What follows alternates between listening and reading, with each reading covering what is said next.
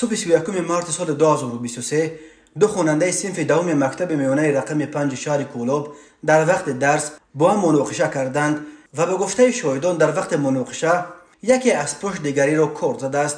در نتیجه خواننده کرد خورده را با جراحت وزنین در بیمارستان بستری کردند. متاسفانه طبیبان نتوانستند این خواننده را از چنگ مرگ نجاتند. این نورس روز 1 اپریل در شعبه ایوگری بیمارخانه ولایتی شهر کولوب از عالم چشم پوشید. خواننده کردزن را که از جای حادثه فرار کرده بود بعد چند پیدا و دستگیر کردند. سبب مناقشه خونین خوانندگان نابالغ که به چنین عاقبت مرگبار آورد هنوز معلوم نیست. در رابطه با این حادثه تفتیشات ادامه دارد. از بیمارخانه ولایتی به نشریه پیک اطلاع دادند که خواننده رقم 5 را صبح جمعه 31 مارس با جراحت وزنین به بیمارستان آوردند.